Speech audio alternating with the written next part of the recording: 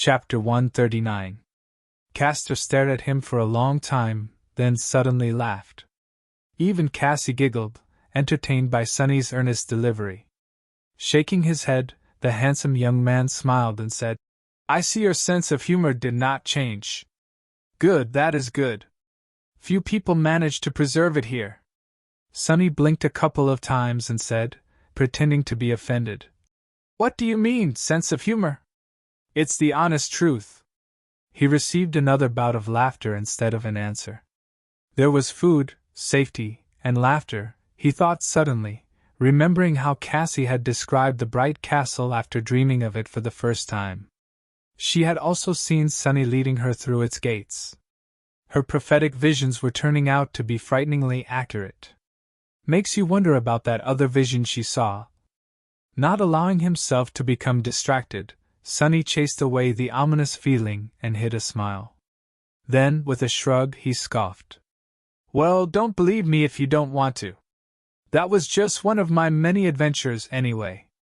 Although the other ones were, admittedly, less remarkable, you know, the usual stuff, slaying dozens of awakened creatures, being resurrected from the doors of death by a beautiful princess, summoning ancient horrors from the depths of the cursed sea, outsmarting ancient fiends to escape from their clutches, sailing through the abyss on a boat made of demon bones, fighting gargantuan leviathans underwater, and so forth. Mundane crap like that." As he was talking, Cassie gradually stopped laughing and turned to him with a somewhat startled expression on her face. It seemed as though it was only now, with the harrowing journey already behind them, that she had finally realized how outlandish it all actually was. Put together, the facts of their bloody struggle to survive sounded like something out of a fairy tale. But they both knew that all of that had actually happened. It had happened to them. Castor chuckled. "Wow. Compared to you, Sonny, my own story sounds kind of lame. I just entered the dream realm near the city wall and spent a few days running away from a bunch of terrifying monsters, then stumbled on a hunting party from the castle, and that's pretty much it." He sighed. "By the way, when did you guys arrive? I'm sure I haven't seen you around before." There was no reason to lie, and Sonny couldn't anyway. Looking longingly at his monster stew, which was slowly growing cold, he sighed and said, "We reached the Dark City 2 days ago, and entered the castle yesterday at dusk." The handsome Legacy stared at him, then blinked a couple of times. Wait, what do you mean?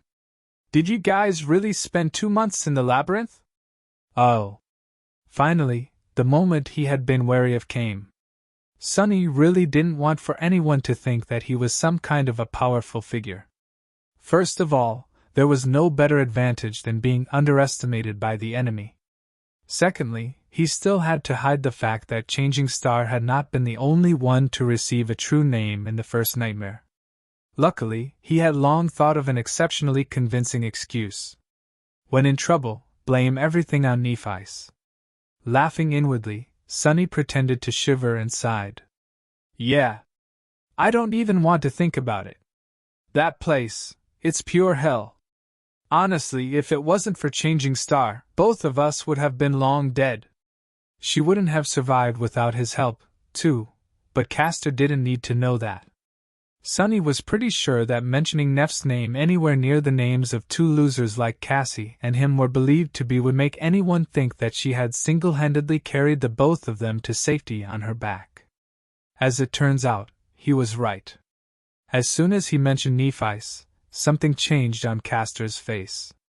With a strange look in his eyes, the handsome man leaned forward a little and asked in a deceptively calm tone, "Changing? Lady Nephis is alive? She is here?" He had already forgotten all about how unlikely it was for someone like Sonny to survive a long journey through the deadly nightmare of the labyrinth. Sonny narrowed his eyes slightly. Castor's reaction was a little bit more intense than he had anticipated. It was on the border of being weird. But then again, the tall and handsome Legacy had seemed to be strangely enamored with Nephis even back at the academy. "You bastard!" Enraged for some unknown reason, Sonny gritted his teeth and said, "Yeah. She's around. Turning her head slightly in his direction, Cassie hesitated for a moment, and then added, We only had 2 soul shards when we came to the castle. So she is staying in the outer settlement. For now. Castor leaned back, a hint of disappointment appearing on his face for a fraction of a second. Then, he inhaled deeply and said, I see. I see. Sonny took a sip of his tea and asked, Why are you so interested in Nephites all of a sudden? The handsome young man looked at him with surprise. What? Oh. I'm just glad to know that more of us survived. Then, he sighed and shook his head. From what I was able to learn, there were no more than 7 sleepers sent to the Forgotten Shore by the spell this year. Up until today, I thought that I was the only one to survive. It's good to know that I was wrong. Castor's face grew solemn. If Lady Nephice was with you, that explains how you have managed to reach the Bright Castle alive. But the other 3, I'm afraid that they are long dead. May their souls rest in peace. Sonny and Cassie lowered their heads, coming to terms with this new information. It was true that they had not been treated well by the rest of the sleepers in the academy. Still, it was also somewhat heartbreaking to know that several of the kids they had known, even if it was just for a short amount of time, were now gone, killed by the vicious crucible of the dream realm. The cruel and ruthless nightmare spell had taken its first victims. Who would be next? Without having to look at each other, they quietly repeated Castor's words. May their souls rest in peace. Chapter 140 True Legacy. Some time passed in silence, with each of them thinking about what their own fates would be in this cursed place. Finally, Sonny extricated himself from this dark reverie and asked, So you've been here all this time? How are you able to afford to live in the castle? Don't tell me that you have joined this Golden Serpent's army. Castor sighed. No, I didn't. Although I'm going to lie if I say that I haven't been tempted to. One way or the other, all roads here lead to Gunlog and his men. I don't think there's more than a handful of powerful sleepers who have managed to remain independent. Currently, I'm one of them. Sonny stared at him and repeated his question. How so? The handsome young man shrugged. My aspect ability gives me a certain advantage when it comes to escaping the clutches of the nightmare creatures. Not so much with killing them, though. I went on a few hunting expeditions with other independent hunters, but that was a mistake. We barely escaped alive. Still, it landed me a few soul shards. The rest I got from selling a couple of memories. Right, unlike them normal people, the proud legacy had entered the dream realm with an entire arsenal of memories that his clan had prepared for him. He had also started with a somewhat considerable amount of soul essence already absorbed, although it wouldn't have been too much. Unlike memories, which could be brought back to the real world by anyone, actual soul shards were physical objects, and as such, only masters and saints were able to transport them, because they traveled between realms physically, and not just in spirit like sleepers and awakened. That meant that even rich legacy clans couldn't afford to feed too much soul essence to their scions in advance. Masters were a rare breed, after all, let alone saints. In any case, Castor had it better than anyone else on the Forgotten Shore. His ancestral memories were enough to buy him months, perhaps even years of a tranquil life in the castle. He could use this time to learn the ins and outs of the Dark City to become an independent hunter or reconsider his position and join Gunlog's host eventually. Even in this hell, his background gave him an enormous advantage. Lucky bastard. But that still didn't explain why those thugs were so unwilling to get on his bad side. Sonny frowned. Why were Gunlog's men afraid of you? Castor looked at him with irony. Those 2? Oh, right. You have just arrived at the castle. Well, basically, there are different kinds of people serving Gunlog. The guys you have so carelessly offended are members of the castle guard. They are at the bottom of the totem pole. They are also the weakest and have little to no real battle experience. What minor reputation I have is enough to make them think twice before messing with me." For a second, there was a dangerous gleam in his eyes. Because of Castor's amiable personality, when talking to him, it was easy to forget what the word legacy really meant. Legacies were trained to fight and kill since they could barely walk. Every one of them was a true powerhouse. Sonny had no doubt that Castor's actual reputation in the castle was not as negligible as he would have them believe. After all, he was the only human, no, actually, the only being Sonny knew of that had managed to defeat Nephias in combat. And in terms of personal power, Nephias was as high as one could get in Sonny's heart. No one else could even compare. He was also sure that Castor's reputation was earned by spilling blood. "I really hope that I won't have to face this guy in battle one day," Sonny thought, feeling a cold sensation that he desperately hoped was not a premonition. With a sigh, he tried to hide this unease and asked, "So I shouldn't be worried about their retaliation?" The amiable young man gave him a nod. "The two guards you have humiliated might try to do something on their own, but there won't be any reaction from the host itself. But I doubt that they will. Just don't antagonize them any further." He suddenly grew serious. "However, if they were hunters or, even worse, one of the Pathfinders, even my name would not have protected you. You'd simply be dead. So please watch your actions in the future. This castle, in a sense, it can be as dangerous as the city outside.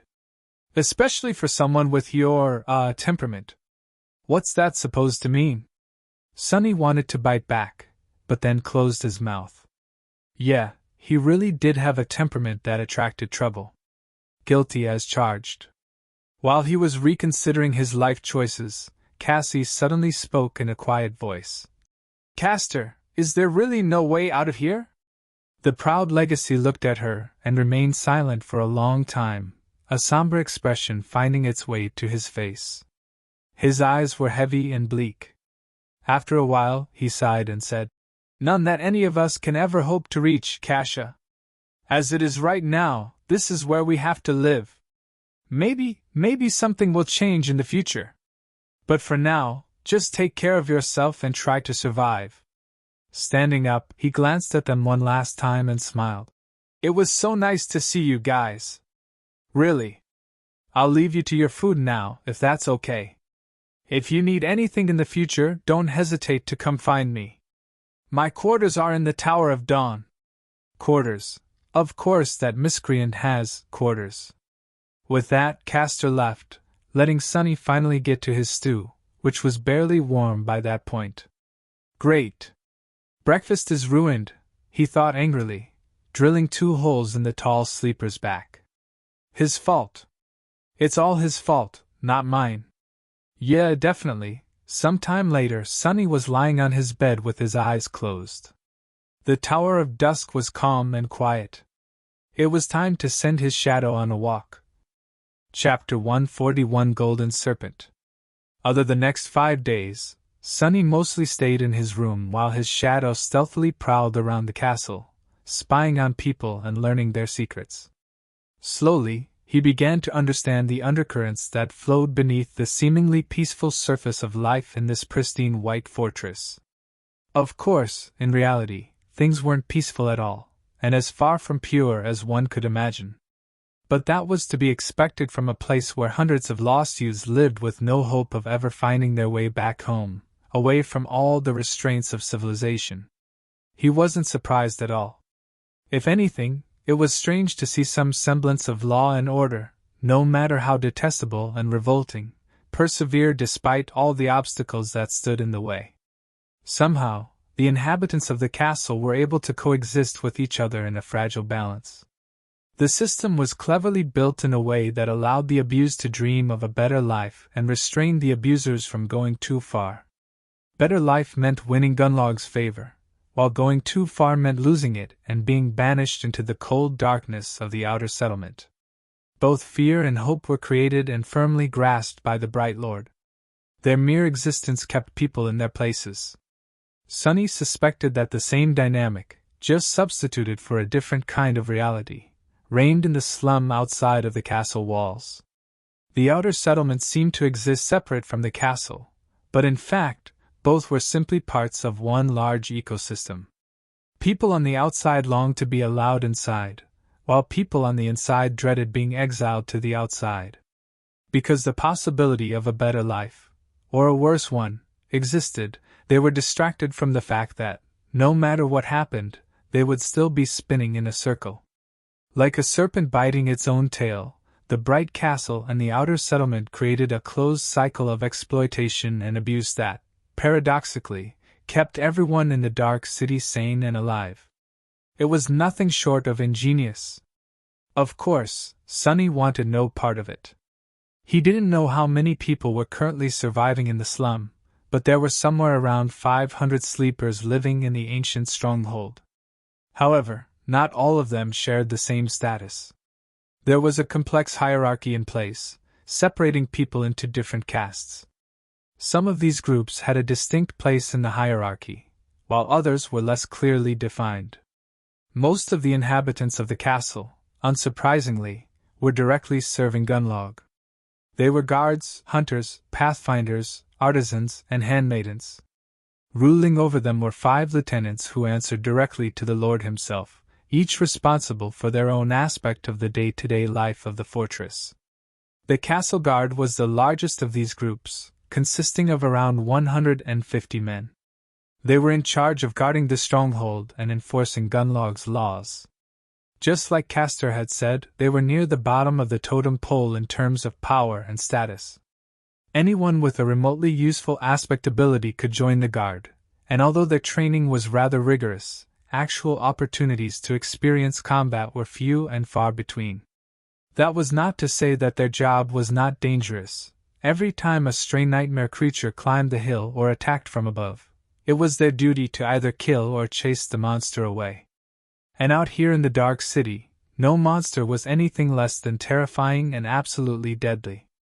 The castle guard was led by a morose giant of a man named Tez Sai, who was one of Gunlog's most trusted lieutenants and perhaps the oldest sleeper on the Forgotten Shore. He was just 2 years short of 30. Tez Sai was a ferocious fighter and ruthless commander, holding his subordinates in an iron grip. Above the castle guard, there were hunters. These were the elites of Gunlog's forces, each possessing a powerful combat aspect, rich battle experience, and sharp wit to make use of both. There were around 50 of them, divided into 7 hunting parties. Each morning, as soon as the gates of the castle opened, one of the parties left the safety of the impregnable marble walls and ventured into the harrowing maze of the Dark City to hunt and kill awakened creatures. It was thanks to their efforts that people in the ancient stronghold had food on their plates. Without them, none of this would have been possible. Hunters were recruited from the ranks of guards, and becoming a hunter was a dream come true. That was because these professionals enjoyed plentiful rewards from the Lord, such as living in a room of their own as opposed to cramped barracks, better food and access to various luxury items, best memories and tools the bright castle could provide, as well as many other things. Of course, the other side of the coin was that their lives were often the shortest. Despite all their experience and preparations, many never returned from the hunts.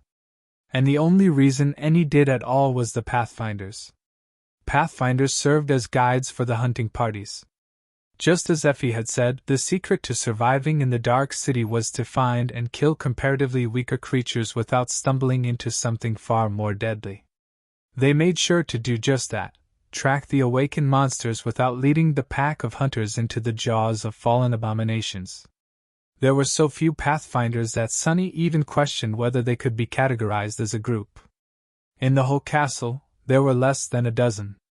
Each of them was a seasoned veteran who earned his role through surviving long years of bloody battles in the ruins, and thus had a chance to live long enough to learn large areas of the Dark City like his own 5 fingers.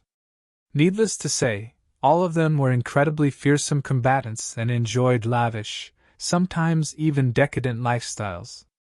Both hunters and pathfinders were led by a charismatic man called Gemma.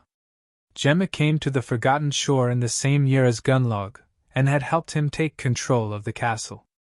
Together, these three groups, guards, hunters, and pathfinders, formed Gunlog's army, which was simply known as the Host.